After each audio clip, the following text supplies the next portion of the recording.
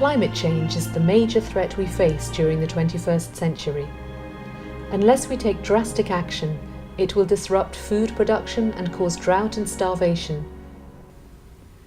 It will undermine our housing and transport infrastructures.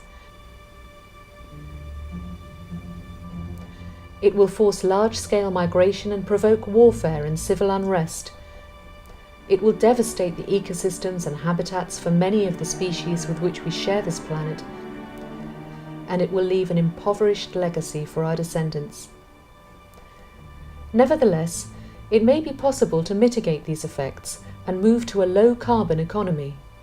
And indeed, this can bring new opportunities for businesses and for communities. In face of these threats and opportunities, what can our research offer? And how can we work with our local communities, with businesses and other organisations, and with governments?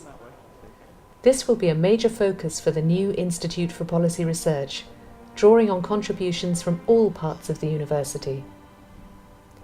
Scientists and engineers at University of Bath are carrying out research into a wide range of green technologies. They are developing new materials for solar cells, which will make the solar cells cheaper, longer lasting and more efficient. They are developing new LED lights that are up to 90% more efficient than conventional light bulbs. They are developing materials for hydrogen storage that will drastically reduce our reliance on fossil fuels. And they are developing ways of monitoring the impact of extracting marine energy on our environment. Our scientists and engineers are not just developing new green technologies, they are also examining how these can transform our future. Engineers like myself, along with social scientists from other institutions, have been mapping pathways towards a low-carbon future. The first of these pathways is a market-based pathway, which assumes an energy sector much like we have at the moment. The second one is a pathway which we assume the government will intervene at a strategic level.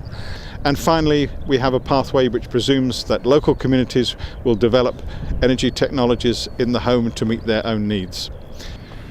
Each of these pathways has associated with them technical and social and economic problems that we need to address as we're moving towards our low-carbon future.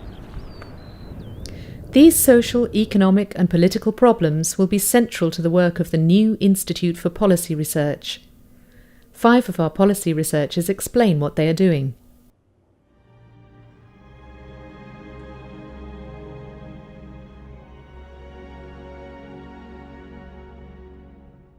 The Kyoto Protocol was signed in 1997 by about 38 countries.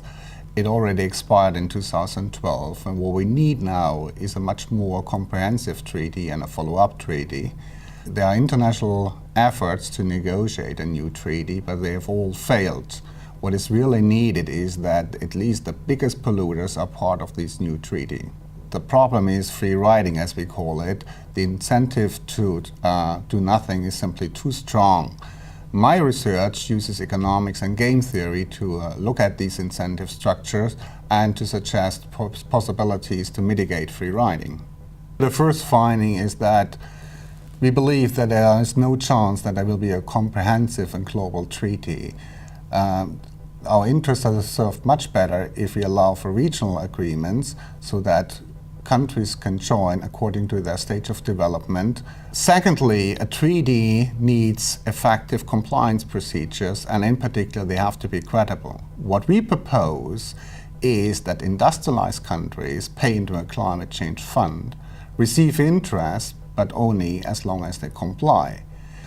For developing countries, we propose that they receive financial transfers and also technological assistance, but only as long as they comply with their treaty obligations. Thirdly, what we find is that governments only join a treaty if they perceive the treaty to be fair. What some have proposed, and I think it's quite compelling, is that emission rights should be allocated on a per capita basis. And that means everybody has the same rights on the environment. But if you look at the current allocation, it's quite different. Industrialized countries emit, on a per capita basis, 50 times more than developing countries. If you would implement permits on a per capita basis, this would imply huge financial transfers to developing countries. And of course, that would be completely unacceptable to industrialized countries. So what we need is a gradual move to this fair allocation. But it's also clear what we say is that industrialized countries should make concession to developing countries because that's in their self-interest.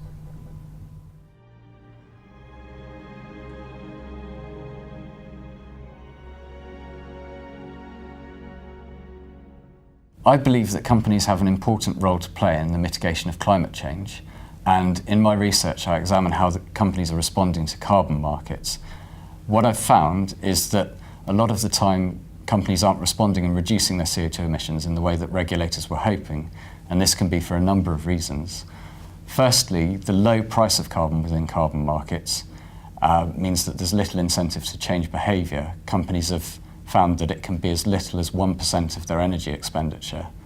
Secondly, the complex structure of a carbon market is often misunderstood or confused by companies, and they respond to it as a compliance exercise rather than as an opportunity for the business. And finally, because of the uncertainty in the long term about the regulatory policy of carbon markets and the day-to-day price of CO2, companies struggle to integrate the price of carbon into their investment decisions.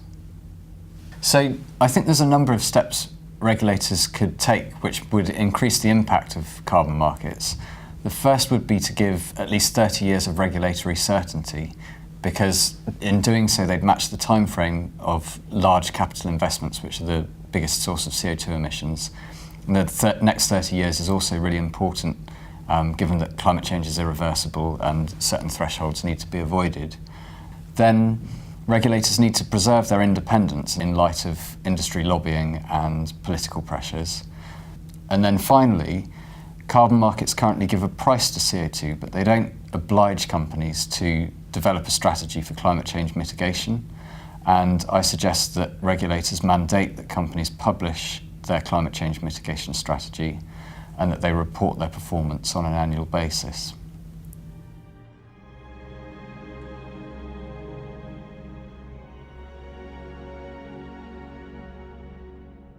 Well, much of what we do is habitual.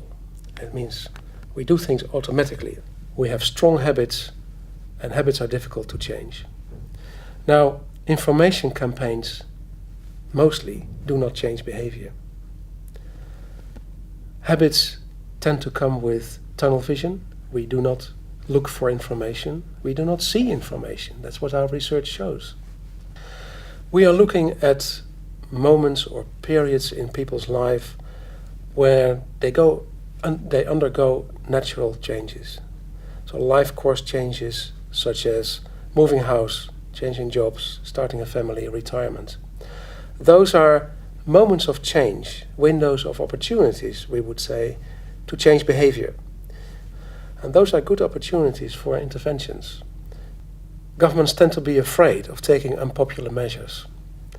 But what they can do is change people's behavior. We've seen great examples of that. The mandatory seatbelt, smoking ban, and surprisingly, the public is highly accepting. Governments need to be bold. And we missed so far an opportunity to use the economic downturn to build a green economy. Other countries do. Germany, Denmark, they invested in a green economy. And I think the UK should do the same.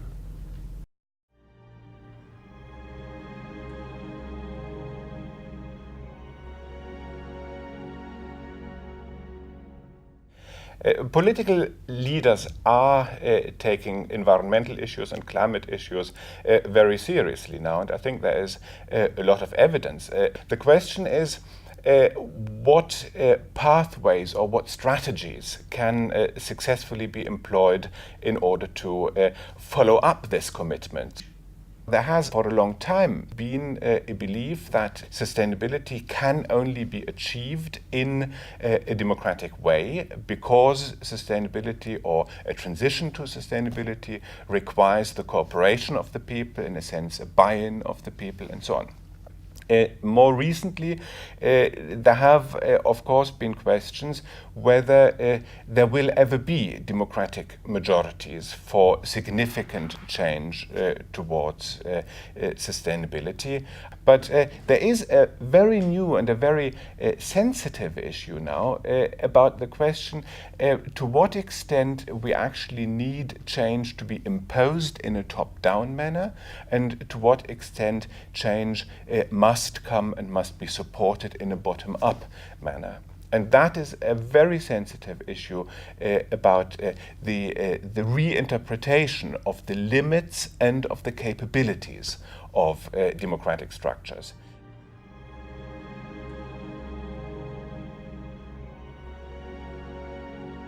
The consensus at the scientific level is that human beings are causing global environmental change, and that we therefore need to do something about it. But there's been a concerted attempt to undermine that scientific consensus, largely funded by corporations with a direct economic interest in fossil fuels, so people who are associated with the oil industry.